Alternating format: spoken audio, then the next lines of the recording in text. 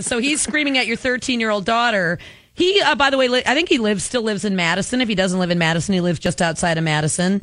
And so this was, what was the purpose of this? Were they knocking doors? Were they handing out lit? I mean, no, or were they just screaming vulgarities? They all had a bunch of big signs. And Vicki, really the main mantra of this, which I find, I know you'll find the hypocrisy and the humor in it, is they were screaming, keep special interests out of Kenosha, keep outside influences off our school board. As they have Randy Bryce, the and AFL-CIO Sly from Madison. I mean, it's just, you can't even make this stuff up. It's that. You know what? Did your daughter did she have a chance to say, well, my mom's from Kenosha, so why don't you go back to Madison? She did. Good. Because my husband had said to Sly, they had said that she's from Kenosha. Where do you want her to go? And Sly said, well, it was just a hyperbole. And my daughter said, I don't think he knows what a hyperbole even is. So she's like, I really want to write him an email and explain to him what a hyperbole is because he doesn't know.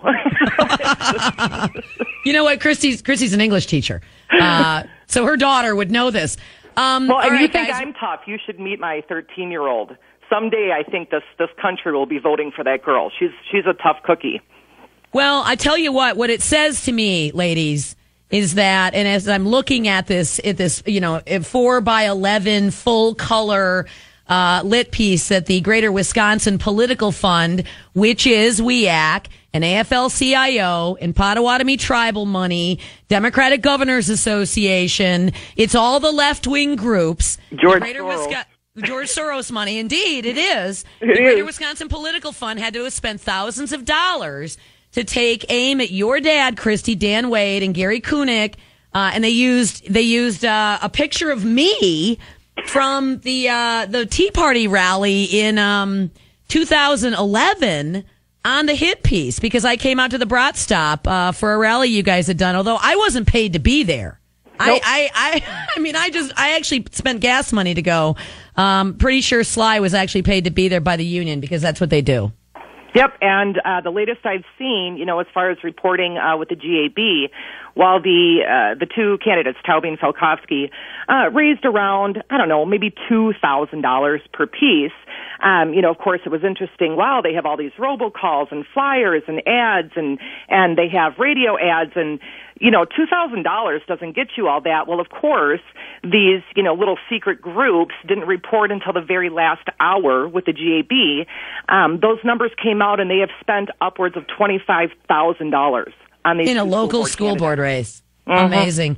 Like I said, it's the left wing has decided to create a war zone in Kenosha because they're so desperate to hang on to the one vote majority they've got on the school board that they would actually, have a vulgar slime ball like Sly screaming at a 13-year-old girl.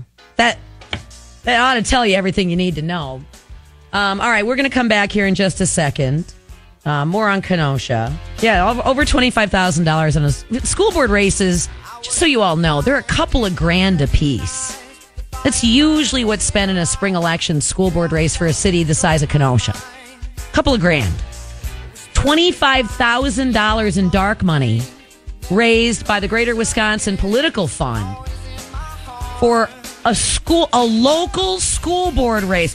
Robocalls, full color hit pieces, bringing in paid for Madison talk show hosts. John Sylvester Sly has got a show in Monroe, Wisconsin that the unions fund. To lead a rally to shake down a 13-year-old kid, it is Act 10 all over again in Kenosha. We'll be right back.